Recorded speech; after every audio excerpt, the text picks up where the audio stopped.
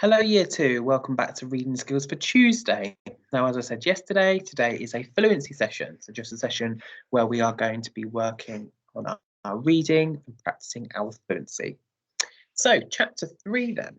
I have attached the book again for you today, just in case you've printed it and you are reading along at home. Mr. Lambchop had always liked to take the boys out with him on Sunday afternoons to a museum or roller skating in the park. But it was difficult when they were crossing streets or moving about in crowds.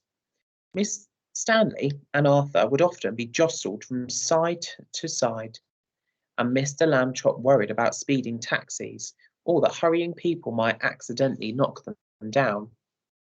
It was easier after Stanley got flat. Mr. Lambchop discovered that he could roll Stanley up without hurting him at all. He would tie a piece of string around Stanley to keep him from unrolling and make a little loop in the string for himself. It was as simple as carrying a parcel, and he could hold onto Arthur's with the other hand. Stanley did not mind being carried because he had never much liked walking.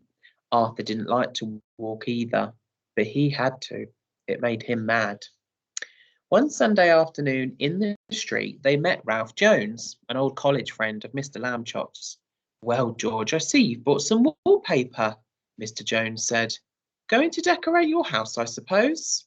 "Wallpaper?" said Mr. Lambchop. "Oh no, this is my son Stanley." He undid the string and Stanley unrolled. "How do you do?" Stanley said. "Nice to meet you, young fella," the man said. "George," he said to Mr. Lambchop, "that boy is flat." "Yes, smart too," Mr. Lambchop said. "Stanley is third from the top of his class at school." "Ooh-wee," said Arthur. "This is my younger son, Arthur," Mr. Lambchop said, "and he will apologise for his rudeness." Arthur could only blush and apologise. Mr. Lambchop rolled Stanley up again and they set out for home. It rained quite hard while they were on their way. Stanley, of course, hardly got wet at all, just around the edges. But Arthur got soaked. Late that night, Mr. and Mrs. Lambchop heard a noise out in the living room. They found Arthur lying on the floor near the bookcase. He had piled a great many volumes of Encyclopaedia Britannica on top of himself. "Put some more on me," Arthur said when he saw them. "Don't just stand there, help me." Mr. and Mrs. Lambchop sent him back to bed. But the next morning they spoke to Stanley. "Arthur can't help being jealous," they said.